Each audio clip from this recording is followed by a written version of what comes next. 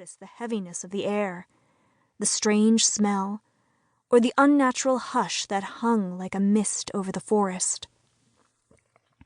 Get to the mill, do the demonstration, impress the magistrate, save the town.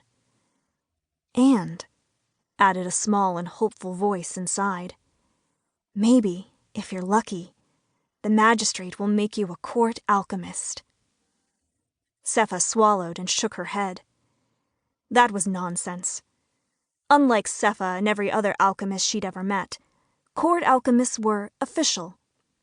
They'd gotten into the elite institute of alchemical discipline, which Sepha had spectacularly failed to do, and had come out full gilded alchemists, which Sepha could never be. Not with the way things were. She focused instead on something useful, something real. The speech Father had written for her. Today, she muttered in time with the beat of her boots on the ground, I will show you how our mill takes common steel and transmutes it into terrenium. The rectangular ingot in her pocket pressed against her leg as she dashed around a bend in the narrow path. The strongest alloy in... A fallen tree lay across the path, and Sepha climbed over it. When her boots landed on the other side, she looked up and stopped dead.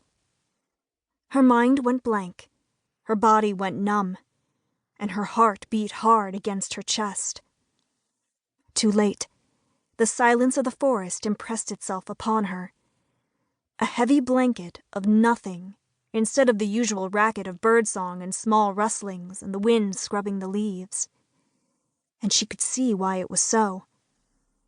Sepha stood on the edge of a wide ring of devastation, perfectly round, perfectly silent.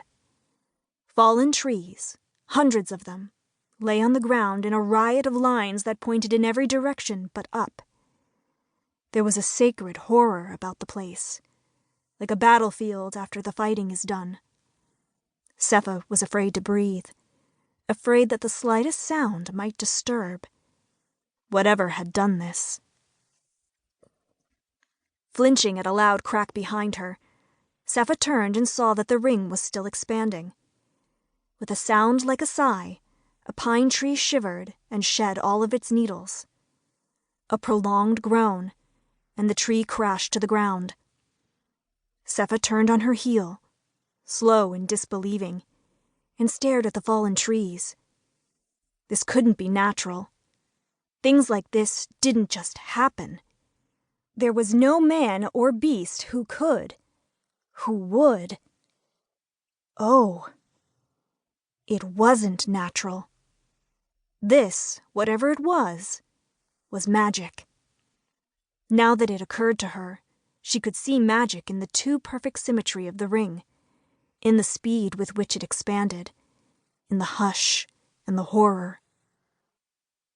Magic. Thunder rolled long and low across the sky in emphatic agreement. Sepha's first teacher had taught her about magicians and all the other evil magical creatures. The stories had been for practical education as much as for entertainment. Children in 3 mills had to learn about magic so they could avoid dying by it. Magicians, although rare, were wicked and so powerful they were all but invincible.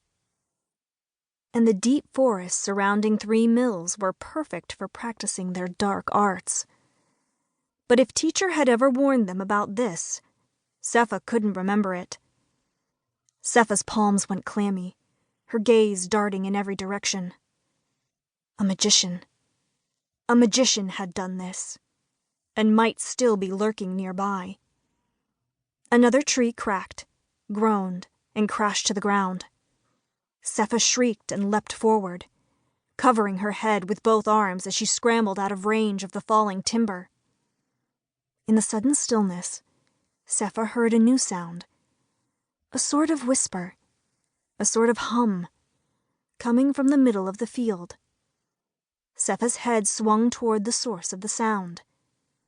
Everything went still. There, at the very center of all